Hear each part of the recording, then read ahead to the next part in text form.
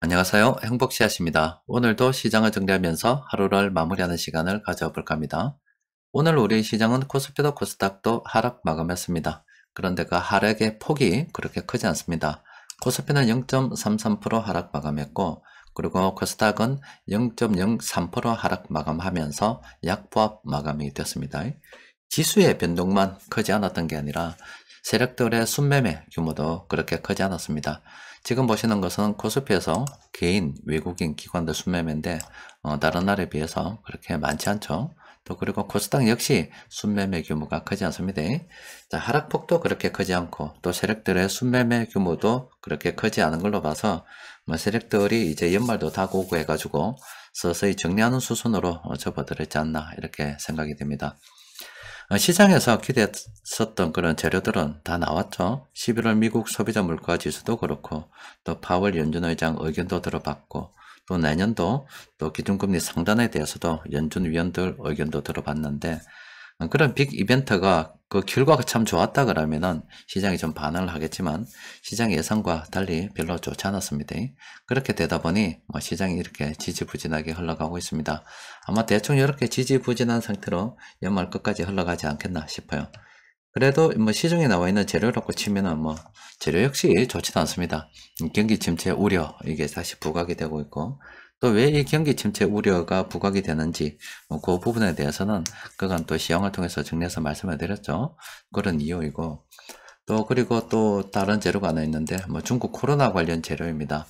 코로나 관련해서 사망자가 중국 급증하고 있다 이런 이야기 나오고 있는데 만약에 사망자가 급증을 해서 중국이 위드 코로나 정책을 갖다가 조금 후퇴시킨다. 예전처럼 사람들의 통제를 좀 강화한다 그러면은 그나마 조금 형성되어 있던 중국 관련 테마들도 위축이 될 가능성이 좀 있습니다. 하여튼 연말이 되어감에 따라서 분위기가 그렇게 좋지 않습니다. 경기 침체 우려만 부각이 되고 있는데 그런데 최근 들어서 우리 시장 지표들 가만히 살펴보면 심상치 않게 오르는 게 하나 있어요. 바로 금과 은 가격입니다. 지금 화면에서 보시는 것은 금입니다. 금 가격이 많이 올랐죠. 금뿐만이 아니라 은 가격도 최근 들어서 많이 오르고 있습니다. 자, 이렇게 금과 은 가격이 오르고 있는 것은 사람들이 다시 경기 침체를 두려워하기 때문에 상대적으로 안전자산이라 평가되는 금과 은 가격이 오르고 있는 거죠.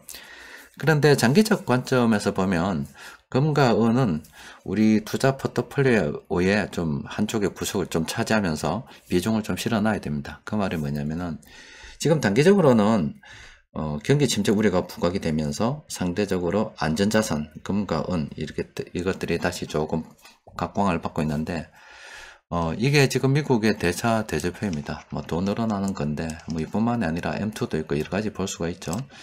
여튼 지금 돈은 계속 늘어만 왔지 줄어들지는 않았습니다. 특히 코로나 이럴 때는 아이고 엄청 많이 늘었죠. 그동안 지난 오랜 기간 동안 이 돈 넣은 거, 돈을 갖다가 시중에 푼 거, 그에 필적할 만한 규모의 돈을 이렇게 풀어버렸거든요.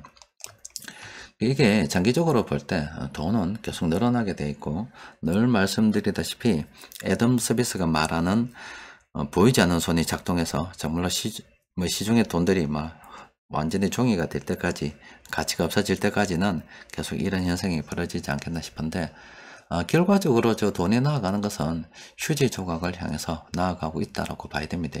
그래서 장기적 관점에서는 이래 금은 투자 저는 권하고 있습니다. 실제 우리 애들 같은 경우도 금과 은, 특히 은 투자를 진행하고 있습니다. 그것도 실물, 지금 화면에서 보시는 것처럼 실물로 보관을 하고 있는데 지금 우리 애들 투자 전략은 그렇습니다. 지난 10년 동안 투자 진행을 쭉 하면서 주식을 그동안 많이 보유를 했습니다. 그리고 작년부터 올해부터 시작을 해서는 은을 갖다가 샀죠. 은 투자를 갖다가 이제 시작을 하게 됐습니다. 그리고 큰애 기준으로 해서 조만간에 대학생이 되면은 큰애는 여기다가 하나 포트폴리오 추가해서 부동산을 갖다가 또 하나 이래 들고 가겠죠. 어쨌든가 지금 애들 전략은 주식은 이번에도 배당이 아마 나올 겁니다. 배당이 나오면 배당을 재투자해서 계속 이 사이즈로 불려 나가는 쪽으로 계획을 잡고 있고, 지금 뭐 자기들이 용돈을 좀 모으거나 이렇게 되면 그렇게 모으는 용돈들은 지금은 은에 좀 집중하는 걸로. 맨날 은을 산다는 게 아니라 은도 가만히 이렇게 지켜보다 보면은 가격이 떨어질 때가 있습니다. 예, 그때 모아놨던 돈을 가지고 은을 좀 투자하는 쪽으로 지금 계획을 잡고 있고, 장기적인 관점에서 은도 포트폴리오에 이제 한쪽을 차지하게 되는 거죠. 그리고 이제 뭐 앞서 말씀드린 것처럼 큰애가 이제 대학생이 되면 부동산 투자도 병행할 건데, 사람들이 부동산 투자하면 흔히 돈이 많아야 된다라고 생각하는데 꼭 그런 건 아닙니다.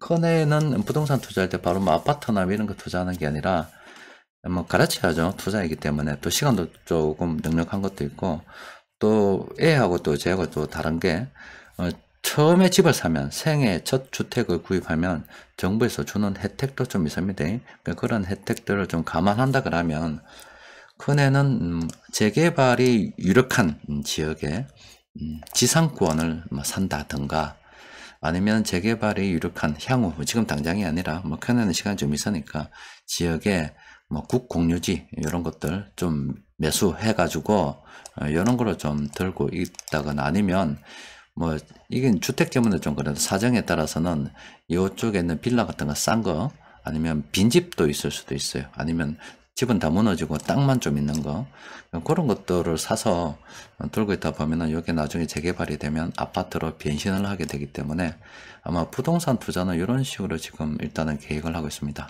앞으로 뭐 어떻게 될지 모르겠습니다만은 투자의 포트폴리오를 이제 점점 다변화시키고, 또 점점 어떤 주식은 주식대로 배당을 재투자해서 불려나가고, 어느 언대로 또 이렇게 뭐 부동산은 부동산대로 그렇게 하나하나 투자를 진행해 가고 있는 겁니다. 우리가 단기간에 뭔가 이루려 그러면은 참 어렵습니다. 어떻게 뭐 투자금이 많아야 그게 쑥쑥 불어나는데, 애들 같은 경우는 시간이 충분하잖아요. 충분하기 때문에 미리미리 계획을 가지고 하나하나 진행하다 보면 먼 것 같지만은 작은 돈이 어느 순간에 시간이 지나서 복리를 누리게 되면 그게 큰 돈이 되고, 또 그렇게 모인 돈이 어느 순간 일을 안 해도 될 만큼 충분히 쌓이게 되면 그때부터는 또 일을 안 해도 되겠죠. 투자라는 걸 갖다가 알고서 어릴 때부터 같이 진행해 나가야지, 내가 나이 들어서 갑자기 한 30몇 살에 취직을 해가지고 그때 이제 투자를 계획한다. 여러분들 다 살아보셔서 안다입니까? 취직을 하게 되면은 또 뭐 집이라든지 이런 월세 내야 되는 거고, 그래서 돈을 좀 모았다 싶으면 또 결혼할 때 확 딱 까먹고, 결혼해서 다시 돈을 좀 모으려 그러면은 또 다시 뭐 애도 태어나고 해서 또 지출이 또 생깁니다. 평생을 갖다가 돈을 모을 수가 없어요. 그냥 계속 살다가 뭐 치이고 밀리다 보면 어느 순간 나이가 확 들어가지고 머리가 백발이 돼가지고 있어요. 별로 준비한 것도 없이 여기까지 와버리게 된다고. 그러니까 투자를 자꾸 미루고 있다 보면 힘들거든요. 그래서 늘 말씀드린 것처럼 이 투자는 뭐 삶과 가까이 있어야 된다. 일상에 돼야 되지 않는가. 작은 돈을 갖다가 투자하더라도 그냥 돈 따먹기 그런 투자하지 말고 계획을 가지고서 투자를 쭉 진행하다 보면 안 될 것 같지만 어느 순간 그게 큰 돈이 됩니다. 우리 애들은 그걸 꾸준히 실천하고 있고, 그 결과 저거 또래에서는 뭐 다른 애들보다 좀 많이 불려난 그런 상태이죠.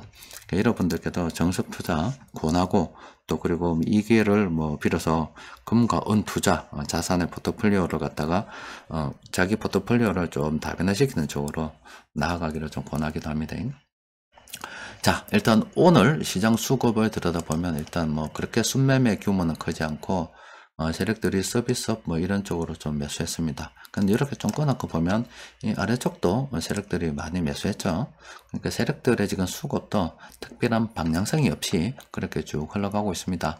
아마 다시 내년에 연초 정도가 되어야 되지 않겠나 싶은데, 지금 뭐 시장에 영향을 미칠 만한 재료가 푸틴 대통령이 또 어떻게 될런지, 뭐 전쟁을 갖다가 또 확전할런지 아니면 신변에 이상이 있는지, 하여튼 푸틴 대통령 관련 재료, 또 그리고 중국 코로나 이 관련 재료, 이런 것들이 시장에 또 갑작스럽게 영향을 미칠 수는 있겠죠. 뭐 그런 게 없다 그러면 연말은 평온하게 대충 소소하게 이렇게 지나갈 수 있지 않을까 싶습니다. 어쨌든 오늘 세력들이 매수한 종목을 보니까 공통적으로 매수한 종목이 6개 종목이 됩니다. 몇 개 안 되니까 금방 살펴보도록 합시다. 일단 덕산 네오룩스 같은 경우는 뭐 이거는 지금 현재 접근하기 참 곤란하죠. 이 숫자를 봤어도 그렇고 이 오른쪽에 있기 때문에 좀 더 기다려야 되는 그런 상황이고, 메리츠 금융지주도 마찬가지입니다. 좀 더 기다려야 되는 그런 상황이고, 아시아 재지 이것도 단기간 좀 오를 수도 있겠습니다만은 이것도 좀 더 기다려야 될 것 같습니다. 이마트 같은 경우는 얼마든지 긍정적으로 봐도 되죠. 이렇게 외국인들도 모아가고 있고, 근데 지금 단기간 좀 올랐기 때문에 조금 쉬었다가 가는 게 좋겠습니다. 한국항공우주 같은 경우는 지금 들어가기 좀 곤란한 그런 위치에 있죠. 어쨌든 간에 뭐 그건 외국인들은 물량을 많이 모아놨는데 우리는 들어가면 안 됩니다. 물량을 처리하는 거는 외국인 자기들이 해야 될 일이고, 우리가 굳이 이 시점에 들어가서 물량을 받아줄 이유가 없습니다. 이렇게 보면은 어떻게든 뭐 지금 들어가면 안 되는 시점인데 외국인들이 물량을 많이 가지고 있기 때문에 얘들이 물량을 털어 먹으려고 하면 한국항공우주는 앞으로 실적이 괜찮다든가 아니면 뭔가 긍정적인 재료가 많이 나올 것으로 예상이 됩니다. 괜히 거기 낚여가지고 단타한다섬 치고 들어가서 물리게 되면은 외국인들 물량 파지밖에 안 됩니다. 조심해야 됩니다. 현대, 두산, 인프라코어도 지금은 좀 조심해야 되는 그런 시기죠. 외국인들이 많이 매수했다고 해서 무조건 다 좋은 건 아닙니다. 지금 조심해야 됩니다. 그리고 변곡점 지표를 통해서 들여다보니까 조심해야 될 종목만 계속 나오네요. 이 종목들 KTNG를 비롯해서 이 종목들 조심해야 되고, 아래에 있는 종목들은 일단 연구는 해볼 필요가 있겠습니다만은 현 시장 상황을 봐서 그렇게 적극적으로 들어가지 않아도 되겠죠. 여튼 뭐 연말이 다가오고 있습니다. 연말이 다가오다 보니까 뭐 특별한 이슈 없이 재료 없이 그냥 쭉 이렇게 흘러가고 있어요. 또 내년에 되면은 또 어떤 게 또 나타날는지 모르겠습니다만은 뭐 내년 2월 달에 되면 또 기준금리 결정이 있기 때문에 그런 이슈들이 막 일어날 거고, 1월 같은 경우는 또 뭐 1월 뭐 효과 하면서 1월은 좋았니 나빴니 이런 이야기들은 막 나오겠죠. 어쨌든 간에 뭐 지금 현재 상황으로 봐서는 2월 금리 인상을 생각하고 금리 인상할 때 연준 위원들을 좀 위축시키려고 그러면 내년 1월 달은 경기 위축을 좀 부각시키는 게 좀 나을 수도 있겠죠. 그래서 1월도 좋은 소식을 좀 기대하기는 어렵다 이렇게 볼 수가 있겠는데, 어쨌든 간에 멀리 바라보게 되면 내년 상반기 우리가 주식을 싸게 매수할 수 있는 좋은 시기라고 누누이 말씀드리고 있습니다. 우리는 흔들리지 말고 그냥 계속 물량을 모아가는 겁니다. 자, 오늘은 또 여기까지 정리하도록 하겠습니다. 이상입니다.